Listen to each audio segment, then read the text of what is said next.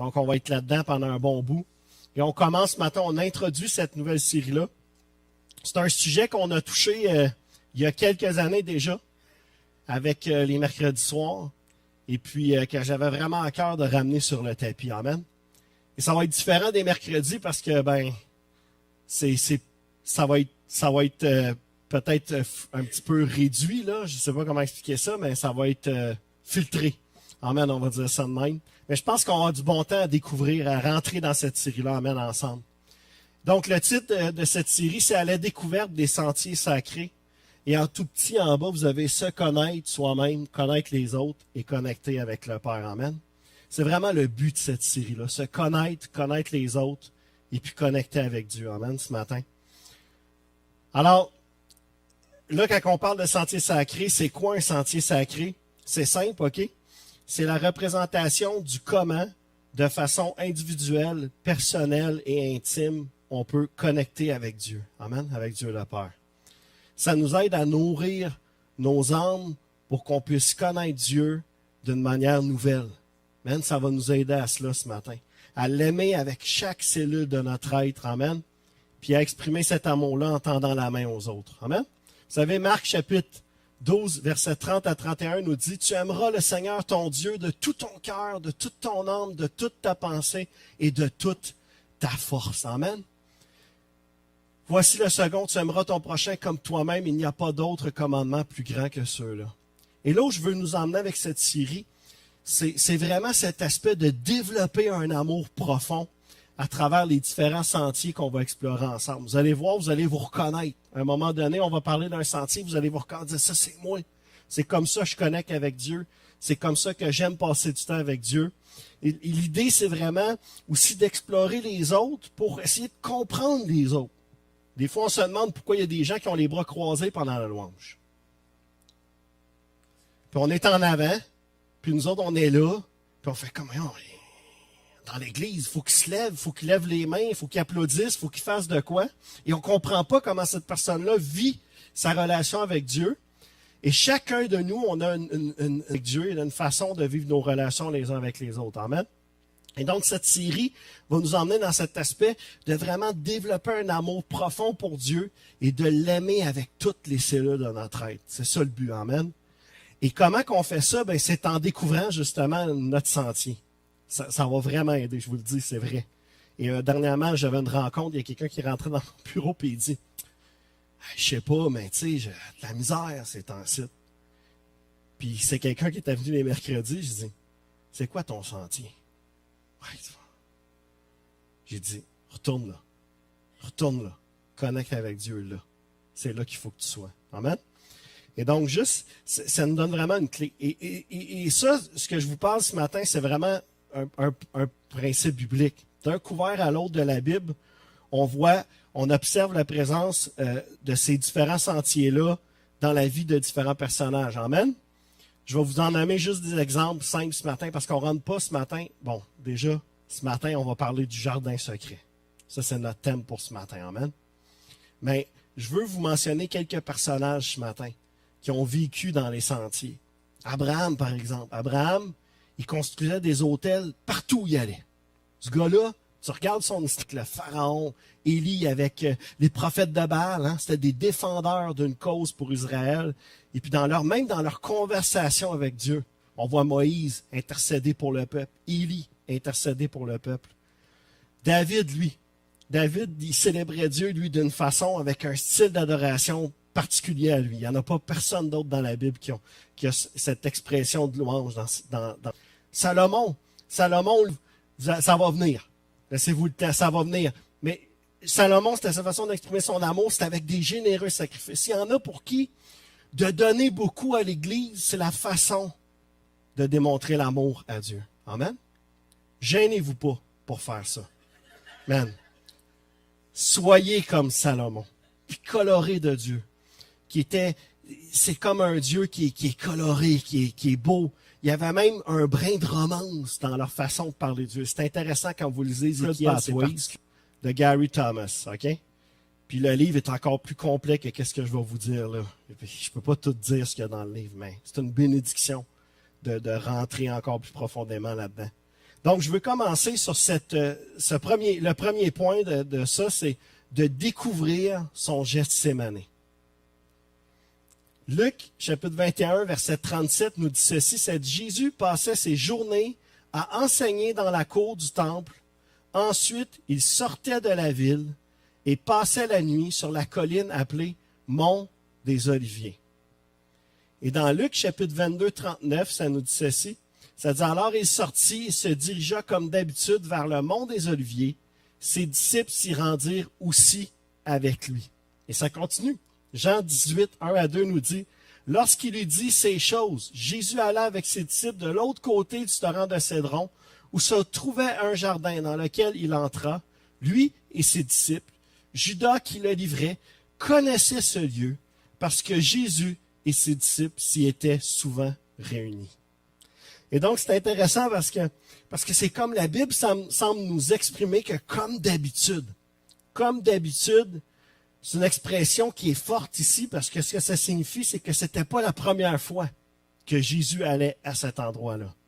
Jésus, c'était pas la première fois qu'il se retrouvait là. Même quand Judas est sur le point de le trahir, il savait où trouver Jésus. Il savait que Jésus serait là quelque part dans le jardin. Parce que c'est un lieu que Jésus utilisait constamment, de façon continue, habituellement pour aller rencontrer son Père. Amen? De nombreuses reprises, il l'a fait. Et qu'est-ce qu'il allait faire, là? Il allait acquérir de la force spirituelle, recevoir ses instructions. Amen? Gethsémané, ça occupe une place importante dans la vie de Jésus. Où Jésus est-il le plus susceptible d'être trouvé? Le jardin de Gethsémané. Judas savait qu'il allait trouver Jésus à cet endroit-là. Parce que ça nous dit qu'il allait même, une fois qu'il avait terminé d'enseigner au temple, il se dirigeait vers le mont des Oliviers où le jardin se trouvait. C'était comme une coutume, c'était comme une habitude pour j'ai fini d'enseigner, je m'en vais là. Qu'est-ce qu'il faisait là?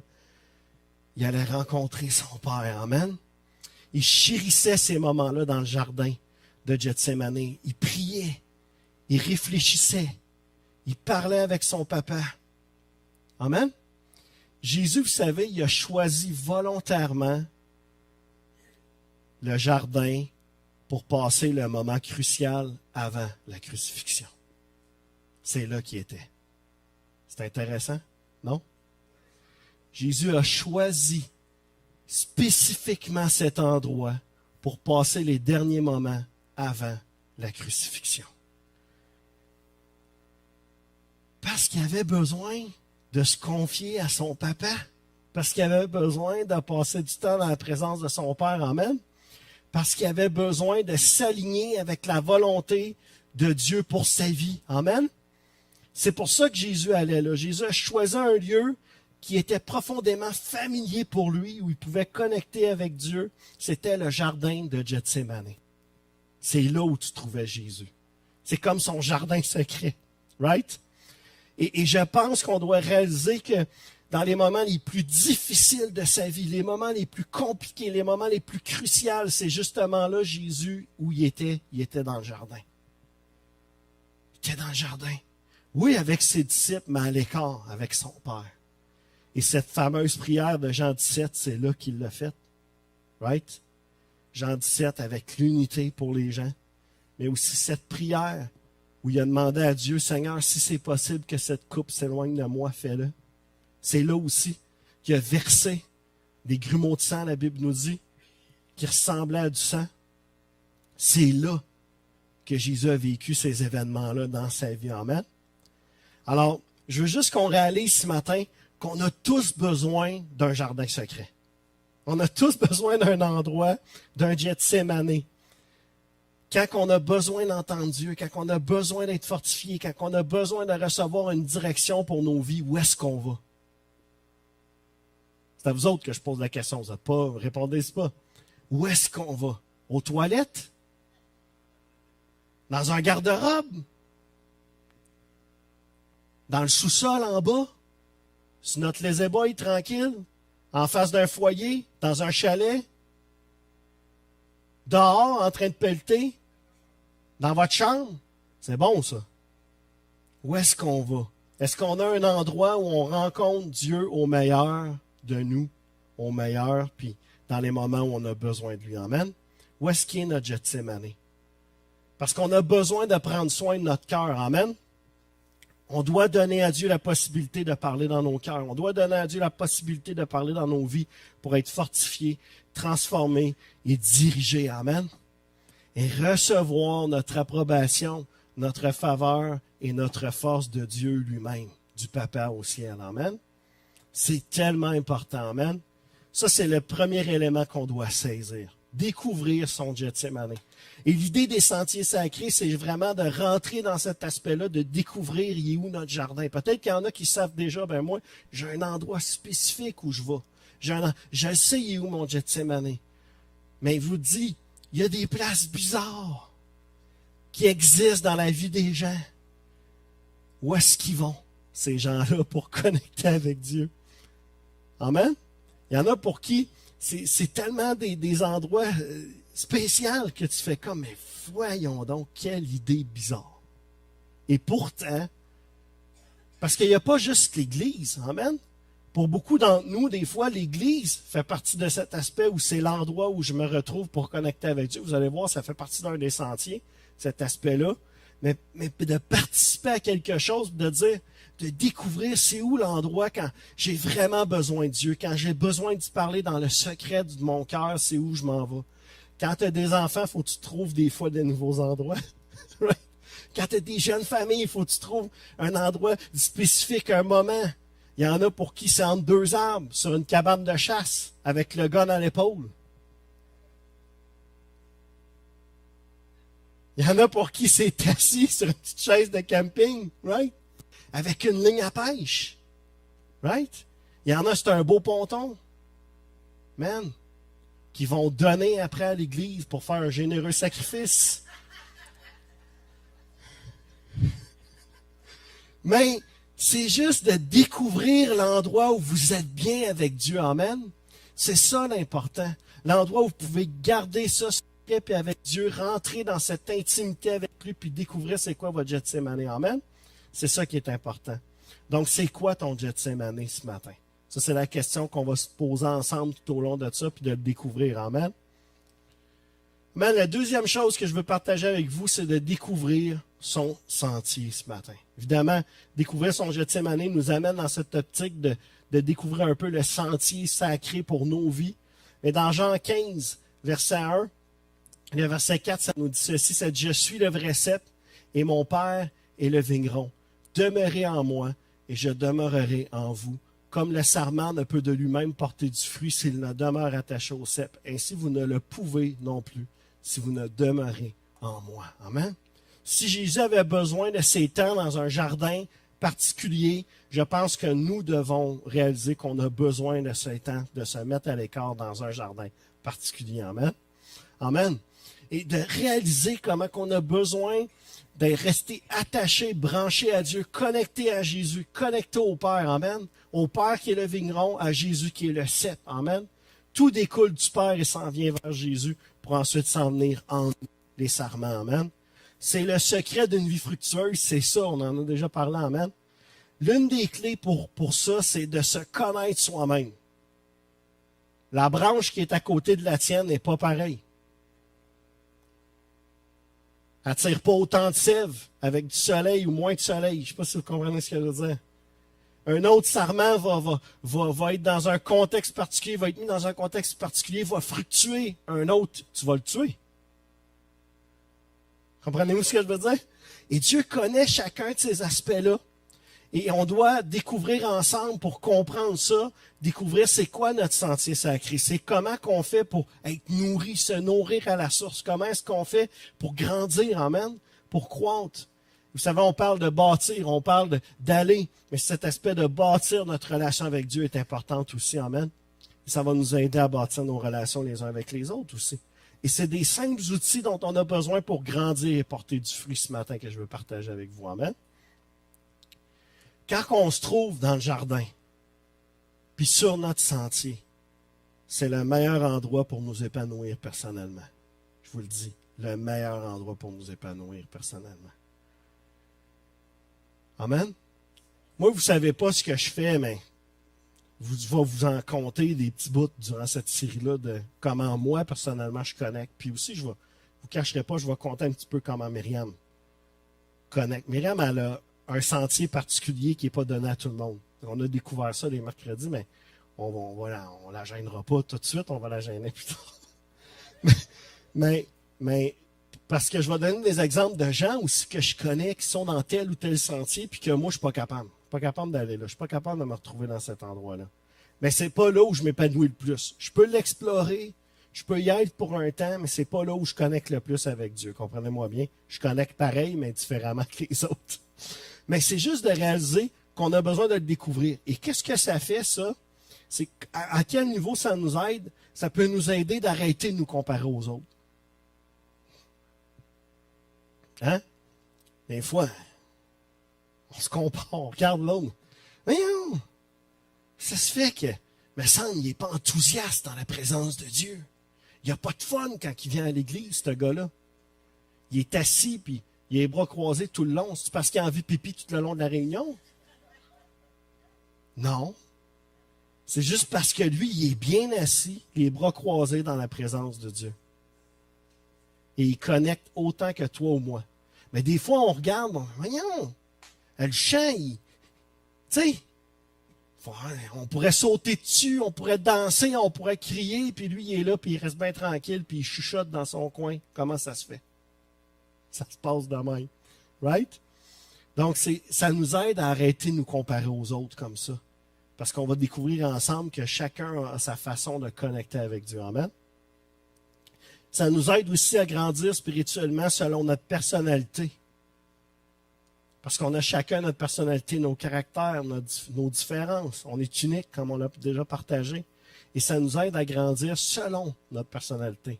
Si tu compares un gars comme Abraham à Marie, qui s'assit, Abraham n'aurait pas été capable de rester en place. Il fallait qu'il fasse un autel. Il fallait qu'il rende gloire à Dieu en créant quelque chose, que ce soit symbolique pour lui. Right? Et tout le monde en particulier. Et si tu avais demandé à Abraham de faire un généreux sacrifice, il l'a déjà fait. Mais c'est Dieu qui avait demandé. Right?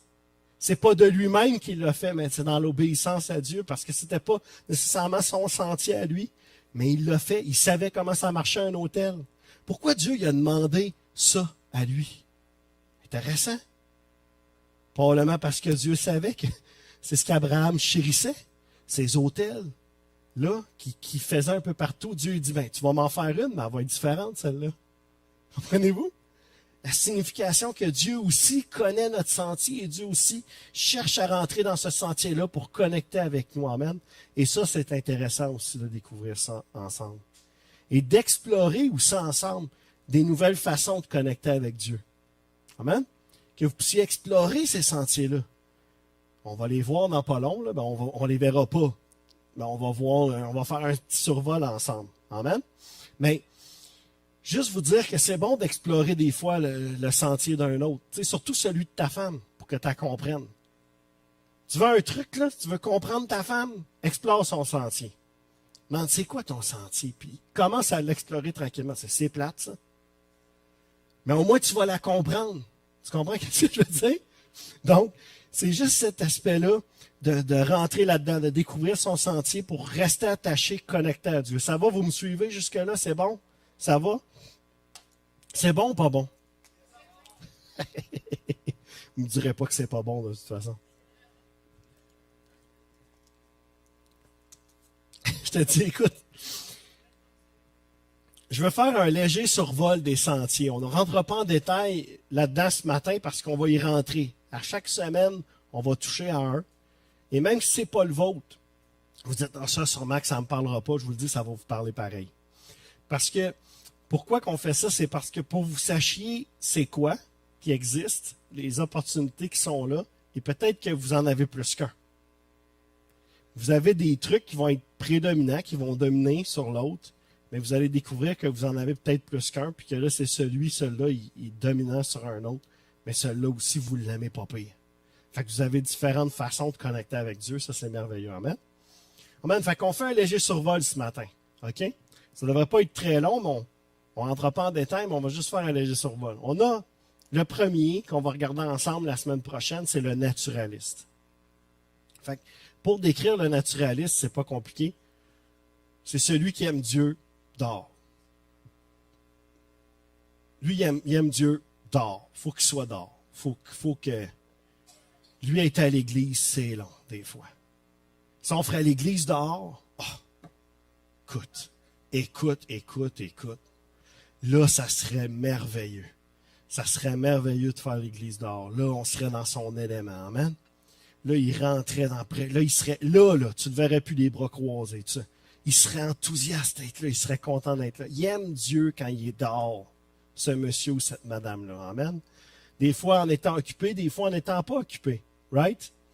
C'est sûr que le naturaliste cite en Abitibi l'hiver. Faut qu'il s'habille. Faut qu'il s'habille, mais il va dehors, puis là, il connecte avec Dieu. Amen. Simple. On va juste y aller simple comme ça ce matin. Okay? On va juste le décrire simplement ce matin. L'autre, c'est le sensitif. Ça, c'est un autre. Le sensitif, c'est celui qui aime Dieu avec ses sens. On en a parlé mercredi, on a exploré cet aspect-là des sens, comment est-ce que la Bible parle des sens, puis tout ça. Mais c'est celui qui aime Dieu avec ses sens. Fait que, tu sais, des fois, tu te dis, il y a du monde, voyons, il y a juste les feelings qu'il aime. Il aime juste ça quand il y a des frissons, il aime juste ça quand il tombe à genoux, il aime juste ça quand il sent Dieu le toucher, quand il sent que... Tu sais? Right? Ah, des fois, on se dit ça. Mais voyons, l'Église, c'est pas juste une question de feeling, puis d'avoir des frissons, puis des affaires de même. Mais faut arrêter. Parce que c'est peut-être un sensitif, là. Puis il a peut-être besoin de ces petits frissons-là pour sentir que Dieu est là. Il a peut-être besoin de sentir des fois une main sur son épaule. Il a peut-être besoin des fois qu'on le prenne dans ses bras pour sentir vraiment l'amour de Dieu. Right? Il a besoin de ça. Et donc, il aime Dieu avec ses sens. Il aime ça. Quand il sent Dieu, quand il entend, quand il voit, quand il fait que lui les miracles, il aime ça. Il aime ça voir Dieu agir. Il aime ça voir Dieu puissamment agir. Amen. Il aime ça voir du monde pleurer. Voyons donc, il est malade. Non, il n'est pas malade, il est juste... Lui, il aime ça comme ça. Il aime ça quand les gens expriment par leur sens et lui-même, il exprime par les sens. À lui, si on mettait une odeur le dimanche, là, puis un genre de petit encens, là, il triperait. Il dit, ça, c'est l'odeur du divin. Il faut qu'il soit placé à quelqu'un qui a un bon parfum. Non? Je fais des blagues. Si l'Église sent pas bon, tu vas le savoir. Le sensitif va te dire. Je fais des jokes, là, mais c'est celui qui aime Dieu avec ses sens. Il faut qu'il touche, il faut qu'il sente, il faut qu'il voie, il faut qu'il perçoive quelque chose avec ses sens. On va en donner des exemples, mais Thomas est un sensitif. Un bon exemple de sensitif, Thomas, right? Il y en a d'autres. Le traditionnaliste. Et Jésus savait que Thomas est un sensitif, et on va y revenir. Mais le traditionnaliste, ça, c'est celui qui aime Dieu à travers les rituels puis les traditions. Ça existe encore, ça, pasteur? Dans l'Église? On a la communion, on a la louange, les chants. C'est traditionnel. Si demain matin, je te mets un petit robot qui passe la communion, ça sera plus traditionnel. Right? Les rites, est-ce que ça existe encore? Oui, les fêtes, par exemple, qu'on souligne. Quand on souligne Noël, on souligne Pâques, on souligne des choses comme ça. C'est des rites, c'est des traditions qu'on a dans l'Église de souligner ces aspects-là. Fait que là, lui, quand on baptise du monde, tu comprends? Lui, là, il est là. Il est tout là. Ce dimanche-là, il ne manquera pas la réunion, il va être là. La communion, c'est important. Telle affaire, c'est important. Telle chose, c'est important. Quand on souligne les anniversaires, les fêtes, les fêtes chrétiennes, c'est important pour lui. Fait que ça existe encore. Puis on a des façons de faire aussi dans l'Église qui sont traditionnalistes. Je vous en ai parlé dans la semaine que ça, peut-être Dieu va nous emmener à changer des choses, mais qui sont traditionnalistes encore. On fait la louange avant le message. Lui, si tu déplaces ça, il va être mélangé ce dimanche-là. Il va peut-être pas être tout à fait aimer son dimanche. Puis là, tu vas lui demander, mais qu'est-ce qui t'a gêné dimanche? Faire les chants après la prédication. Voyons. Fais pas ça. On fait pas ça. Pasteur, ça se fait pas. Right? Right? Tu sais, c'est correct. Il a le droit. Il a le droit d'aimer moins ça, parce que c'est un traditionnaliste. Et on va voir des exemples dans la Bible, même dans le Nouveau Testament, où il y avait des gens qui étaient traditionnalistes. Et Jésus aussi l'était en partie. Jésus a célébré la Pâque. Ah oui, on vient juste de le lire. Intéressant quand même, hein? Donc, c'est lui qui aime Dieu à travers les rituels puis les traditions. Et ça, il existe chacun de ces sentiers sacrés-là dans l'Église. Croyez-le ou croyez-le pas, mais croyez-le. Il existe dans l'Église. Cette personne-là, elle existe. Ce sentier-là existe. Et c'est la réalité de nos églises. L'ascète, il aime Dieu seul et simplement. Il aime ça être tranquille, lui. L'Église, là, être avec tout le monde. Il aime mieux ça être tranquille. Puis quand il est tout seul, c'est la joie. Là, il peut crier, danser, chanter. Il n'y a personne qui le regarde. Et pour l'ascète, avoir une famille, c'est compliqué. Pas compliqué dans le sens que tu n'aimes pas ta famille, mais c'est compliqué de garder une connexion avec Dieu profonde, intime, quand tu as une famille. Il faut que tu trouves des moments quand ta famille n'est pas là. Right? C'est compliqué. Il faut que tu trouves un endroit tout seul, tranquille. Fait que des fois, tu t'en vas aux toilettes. Là, tu es tranquille. Tu te gardes une petite Bible, des petites affaires. Tu lis ou tu amènes ton téléphone. À cette heure, c'est plus ça que d'autres choses, right? Puis là, tu te gardes un petit côté traditionnaliste avec de l'encens pour que l'odeur soit meilleure.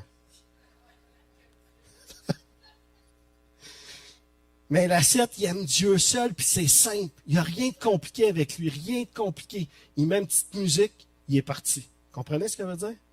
Sa Bible à côté. C'est simple. C'est pas compliqué avec lui. Il y en a qui sont plus compliqués que les autres, je vous le dis. Vous le dites, puis il y a certains que le pasteur aime moins que les autres aussi. On va en reparler. C'est plus difficile de travailler des fois avec certains sentiers sacrés. L'activiste, entre autres, ça en est un, ça. C'est plus difficile des fois. L'activiste, c'est celui qui aime Dieu à travers la confrontation. Vous voyez comment ça peut être plus difficile? Ça, les activistes, c'est ceux qui aiment Dieu quand ils confrontent les choses. L'injustice, par exemple, des fois, c'est même en politique, les aspects politiques. Des activistes, t'en as vu pendant le COVID aussi. Ça a pointé le bout du nez. Et c'est correct, ça existe, c'est bon, ça peut aider. Il y en avait même dans les 12 là, qui étaient là avec Jésus. Mais, tu sais, c'est ça c'est nos Moïse puis Élie, là. Confrontent, ils constamment, puis ils sont bien là-dedans. Ils aiment ça confronter les choses, les gens, des fois même les gens, des fois même les situations. Alors, des fois, c'est plus délicat. Il y a des dangers à toutes, puis on va toutes les voir. Il y a des dangers à certains sentiers, puis on va les regarder ensemble. Mais l'activiste, c'est quelqu'un que lui, il faut que ça bouge. Il faut que l'Église se lève. Il faut que l'Église agisse dans telle situation. Parce qu'on ne peut pas laisser ça sous silence, pasteur. Il faut faire de quoi? On peut pas. Voyons, il faut que l'Église se lève. Il faut que l'Église s'en aille à la ville, ici, cogner à la porte, puis qu'on leur dise qu'on pense, puis qu'on est, qu'ils sachent qu'on existe. Pas facile, des fois, de travailler avec des gens comme ça. Mais utile pour l'Église, je vous le dis. Dans la meilleure des solutions, au meilleur des moments, dans le meilleur endroit, ces gens-là peuvent être une perle précieuse pour l'Église. Il faut simplement trouver l'endroit où on peut les utiliser dans l'Église. Amen? Mais c'est intéressant parce que ça existe. L'autre, c'est complètement le contraire de l'activiste, c'est le soignant. Lui, il aime Dieu en aimant les autres. Simple de même. Puis là, vous pensez peut-être à du monde quand je vous donne ces indices. Du monde même dans l'Église, mais le soignant, là, c'est celui qui aime les gens. Dans l'Église puis en dehors. Tout le temps parti. Tout le temps en train d'aider. Tout le temps en train de soigner les gens. D'être dans leur présence. De les aider, de leur parler, de les écouter. Il les aime. Il prend soin des gens qui les entourent. C'est notre Mordecai, ça. Il prend soin des gens dans le besoin. Il les aide. Il amène manger quelqu'un qui n'a pas rien à manger. Il l'invite chez eux. Comprenez? Simple, celle-là. Right? Il est simple, celle-là, quand même. Le soignant, il prend soin des gens. L'enthousiaste, lui, l'enthousiaste, il déplace dans l'air. Il déplace dans l'air. Il aime Dieu dans le mystère et la célébration. Lui, il déplace dans l'air, mon gars, le dimanche matin à l'église, quand il y a un chant qui va un peu vite, quand il y a un bon beat, quand il y a du bon son. Lui, là, il aime ça. Il célèbre. Là, il est dans son élément, les deux bras levés de même. Que ça sente bon ou pas. Ça le dérange pas. Il a les deux bras levés. Il saute d'un bord à l'autre. Il chante, il danse, il est enthousiaste dans la présence de Dieu. C'est notre David, ça. Il célèbre Dieu, il aime Dieu dans la musique, il aime Dieu dans ce qui est mystérieux, dans ce qui est pas tout à fait compréhensible des fois même. Mais ce gars-là, ou cette fille-là, elle aime Dieu de façon très enthousiaste. Déplace dans l'air. Un pasteur, il dérange, lui, là. Il bouge, là. Il crie, là. Il pleure, là. Puis il pleure fort, là. Tu sais, quelqu'un qui est vraiment comme Seigneur, t'es le meilleur! Puis là, toi, ça te dérange. T'es pas capable de te concentrer parce que toi, t'es un ascète. T'aimes Dieu seul, puis simplement, puis lui, il est parti. Puis t'es pas bien parce que là, des fois, il part en langue. Ah, ça. Voyons, il pourrait parler moins fort quand il fait ça. Mais c'est un enthousiaste. Essaye pas de le faire taire. Tu réussiras pas à faire taire cette personne-là, right? Et c'est bien parce que c'est comme ça qu'elle vit sa relation avec Dieu. C'est le meilleur des mondes. Les gens le laissent pleurer, le laissent vivre son expérience. Il est enthousiaste. Il pleure. Il rechigne. Il crie. Alléluia. Amen. Et des fois, ces gens-là nous dérangent un petit peu. Ils pourraient faire moins de bruit. J'essaie de me concentrer. Me louer, moi aussi. Déplace-toi d'une coupe de siège, peut-être. Mets-toi avec les ascètes, là. Ils sont souvent assis en arrière, ces gens-là. Je vise personne. Je fais des blagues, là, Je vous aime. Mais c'est une des caractéristiques qui sont souvent parce que c'est des gens seuls et simplement. Et c'est correct, là. Il n'y a rien de mal. Je vous ai tellement mis sur le spot, mais c'est pas grave, vous m'aimez quand même, je le sais. Le contemplatif, lui, c'est l'avant-dernier. Le contemplatif, lui, il aime Dieu à travers l'adoration. Mais pas l'adoration, pas comme l'enthousiasme, mais l'adoration comme vraiment comme contempler la présence de Dieu. Rentrer profond. Fait que lui, souvent, il est en silence dans l'adoration. Il est comme juste profite du moment, lui. Gaétan, il profite du moment souvent. Si t'es proche, là, il est... Oh, merci Jésus. Il contemple. Il est comme Marie assise au pied de Jésus. Il est bien. Il est tranquille. Comprenez-vous ce que je veux dire? Il contemple. Il contemple la présence de Dieu, les bienfaits de Dieu, son amour, sa bonté. Il y en a une couple de contemplatifs ici dans l'Église. On ne les nommera pas toutes, là. Mais il y en a quelques-uns qui aiment ça. Tu sais, juste à travers l'adoration, c'est simple, c'est pas grand-chose, mais ils contemplent le moment présent. Ils sont assis au pied de Jésus, puis ils sont comme, c'est tellement bon juste d'être dans sa présence. Tu les entends pas beaucoup. Ils écoutent. Right? Puis tu as l'autre Marthe qui brasse des affaires en arrière. Right? Elle brasse des affaires, puis Marie est là, assise à côté. Puis Jésus dit, Marthe, Marie a choisi la bonne part pour elle. Pour elle. C'est la bonne chose à faire. Amen? Ça, c'est le contemplatif. Il y en a une couple. Les évangéliques se retrouvent dans beaucoup de contemplatifs. On est une bande de contempleux. Le conceptuel. Celui-là, c'est celui qui aime Dieu avec sa tête. Avec sa tête. Fait que là, des fois, t'es, voyons, faut que tu y expliques tout. Faut que tu y expliques tout. Faut qu'il comprenne. Faut qu'il saisisse l'idée. Faut que tu ailles un peu plus loin avec lui que les autres. Puis je me demandais telle chose. Pourquoi tu penses à ça? Il n'y a personne d'autre qui pense à ça sauf lui, souvent. Tu sais, il aime Dieu avec sa tête. C'est l'intellectuel. C'est avec son intellectuel, des fois, qu'il saisit les choses. Et donc, il a besoin, des fois, d'un petit peu plus que juste la surface pour comprendre. C'est pas des gens de surface, c'est des gens qui ont besoin d'aller un peu plus loin. Et des fois, c'est plus difficile à percer. C'est plus difficile à percer, puis à faire comprendre les choses. Puis des fois, il faut que Dieu travaille fort pour dire, il faut que ça rentre ici, mais il faut que ça se rende jusque-là. Right? Et donc, des fois, le conceptuel, ça rentre là, mais c'est pas encore rendu ici. Alors, Dieu, il creuse, puis il pèse sa tête. Puis il essaie d'emmener la tête jusqu'ici. C'est pour ça que ces gens-là, ils se promènent de même. Dans l'église. Tout le temps des problèmes de dos. Non, c'est une joke que je fais.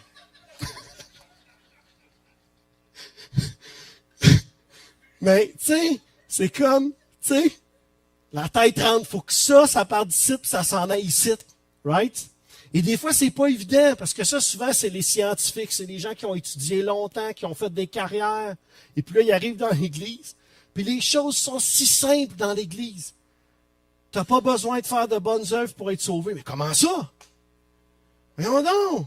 Il faut bien que j'agisse bien pour que Dieu... Non, tu n'as pas besoin. Tu es sauvé, tu as le salut, même si Puis cette personne-là, ça ne rentre pas. Si tu veux faire, ça ne rentre pas. C'est comme, non, pasteur, il faut que je fasse de quoi? Je ne peux pas rester là. Non, mais il faut... Je sais que c'est difficile, mais il faut que tu comprennes. Tu n'en as pas besoin. C'est ce que la Bible dit. Et là, tu essaies de faire rentrer ça des fois. Et c'est pas tout le temps évident, mais chaque personne a son sentier. Amen. Et chaque personne va connecter avec Dieu. Et ce que c'est merveilleux avec cette série-là, c'est que ça nous aide à comprendre les autres aussi. OK, c'est pour ça que cette personne-là réagit de telle ou telle façon dans telle ou telle situation.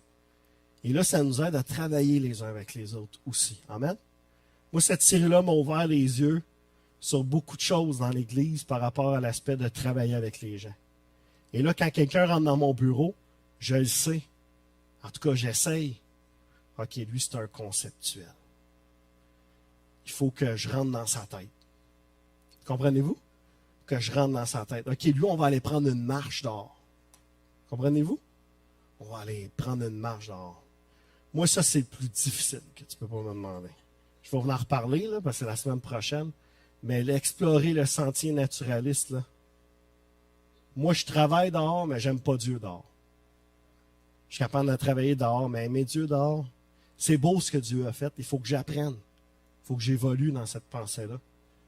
Parce que la Bible nous enseigne que le meilleur endroit où être pour connecter avec Dieu, c'est quand même la nature. C'est sa création. Amen. On en reparle la semaine prochaine, je ne dirai pas trop. Mais c'est juste qu'on a tous un petit peu nos... Et si moi, tu me demandes, pasteur, vas-tu prendre une marche? Si tu me donnes un but, c'est pas pire. On va chercher une crème glacée après. Mais je vais trouver longue ta marche si tu t'arrêtes à toutes les 2 minutes. Puis tu vas voir que le naturaliste, il s'arrête souvent.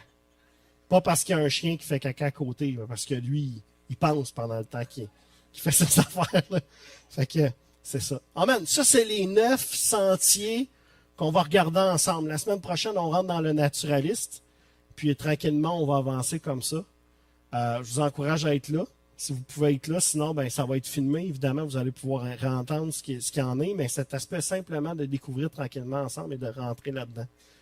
Et peut-être qu'on va expérimenter certains de ces sentiers-là à l'Église dans les prochaines semaines. On n'en a aucune idée dans le sens de quelle direction ça peut prendre. Mais tu sais, c'est comme l'enthousiasme, une soirée de louange, lui, il est là. Il ne manque pas ça. Right? Puis la 7, lui, il n'est pas là. Puis c'est correct. Comprenez-vous ce que je veux dire? Donc, il y a des événements où, tu sais, des fois, les gens, ça va être moins, ça va les rencontrer, d'autres, ça va moins les rencontrer. Alors, je termine simplement en vous disant ceci ce matin. Comment est-ce qu'on peut aimer Dieu davantage, jour après jour, à travers les saisons de la vie? Comment est-ce qu'on peut faire ça? Comment est-ce qu'on peut y arriver? Comment est-ce qu'on peut garder cet amour-là fort et frais dans nos vies? Comment est-ce qu'on peut grandir dans notre adoration et notre compréhension de Dieu, jour après jour? La seule clé pour ça, c'est en passant du temps avec lui. Amen? Pour que ça devienne possible. C'est comme ça qu'on arrive à grandir. C'est comme ça qu'on arrive à mieux comprendre Dieu, à le découvrir, à le redécouvrir. À travers les siècles, comme on le vu ensemble, les croyants ont cultivé cette relation-là de plein de façons différentes. Puis une fois que nous, on va l'avoir compris, on va avoir encore plus d'idées que nécessaire pour nous motiver à marcher plus près et constamment dans sa présence. Amen. À ses côtés. Amen. Et donc, comme je vous l'ai dit, la clé derrière tout ça, c'est la recherche qu'on va faire ensemble, ce qu'on va découvrir ensemble, c'est vraiment la clé, c'est de se connaître soi-même, apprendre à se connaître soi-même, se découvrir, ou peut-être se redécouvrir des fois dans cet aspect-là, de connaître les autres puis de connecter avec Dieu. C'est vraiment le but de cette série-là. Et c'est comme ça qu'on bâtit des relations vraies. Une vraie relation profonde, intime avec Dieu, mais aussi une vraie relation profonde avec les autres. Amen. Moi, cette série-là, mais pas cette série-là, mais oui, parce que je l'ai déjà faite une fois les mercredis, dans un autre aspect. Mais ce livre, cette découverte-là pour ma vie a changé mon amour pour les gens. Je vous le dis, ça a changé mon amour pour les gens. Pour vrai. Et quand je regarde la vie de Jésus, je regarde comment Jésus aimait chacun. On va en voir des exemples. Mais Jésus aimait les gens de la même façon, dans le sens égal, mais pas de la même façon. Ses disciples, ils les aimaient tous, mais il ne démontrait pas son amour envers chacun de la même façon. Avec Pierre, des fois, c'était dans la confrontation. Avec Jean, c'était « colle-toi, mon Jean ». Avec Thomas, c'était d'y montrer. T'as vu? Regarde les trous qu'il y a dans mes mains. Comprenez-vous? Donc, Jésus l'a fait, l'a expérimenté, nous a montré l'exemple. Et son amour est pareil, mais son amour, il ne la démontre pas de la même façon. Et je pense que Dieu fait la même chose avec chacun de nous. Amen. On va se lever ensemble en terminant, mais Dieu fait la même chose avec chacun de nous. Alors, Dieu connaît notre sentier, Dieu connaît la meilleure des façons. Il sait où nous rencontrer, right? Dieu sait où nous trouver, où nous rencontrer. Et donc, Dieu, dans son amour, son grand amour, sa grande bonté, il vient à notre rencontre dans le sentier dans lequel on se trouve et on est le plus apte à le rencontrer, à entendre sa voix. Amen. C'est-tu pas merveilleux, ça? C'est une bonne nouvelle, amen. Et donc, nous devons aussi, faire une partie sur notre sentier et dire comment est-ce que moi, je viens à la rencontre de Dieu quand j'en ai réellement besoin. Découvrir notre Gethsémane ensemble. Il est où le meilleur endroit pour moi pour connecter avec Dieu? Et c'est quoi le sentier? C'est quoi le sentier dans lequel je me retrouve, moi, et où Dieu veut me retrouver aussi? Amen? Amen. On va juste terminer avec un mot de prière. Papa, on veut te remercier pour ce temps, dans ta parole, dans ta présence. On te prie que tu puisses nous bénir et nous rencontrer, Père. On te remercie pour cet enseignement ce matin. On te prie que ça puisse cheminer dans nos cœurs afin que ça puisse vraiment, Seigneur Dieu, porter du fruit dans nos vies. On te remercie que tu portes à notre entendement ou notre compréhension, Seigneur Dieu, cette vérité de découvrir notre jardin secret ce matin. Viens nous inspirer, viens nous trouver là où nous sommes, Père, comme toi seul sais le faire. On te remercie, Père, pour ce que tu fais dans nos vies. On te prie que ce message puisse nous emmener encore plus loin avec toi, que ce message puisse nous faire découvrir encore plus qui nous sommes à tes yeux, comment tu nous aimes, comment nous sommes précieux à tes yeux. Et Père, on te prie que dans ces prochaines semaines, tu puisses te révéler à chacun de nous, afin de pleinement saisir, Seigneur Dieu, qui tu es et qui nous sommes pour toi. Et merci pour l'œuvre que tu vas faire à travers ces messages-là qui s'en viennent. On te prie de préparer nos cœurs à recevoir tout ce que tu as pour nous. Amen.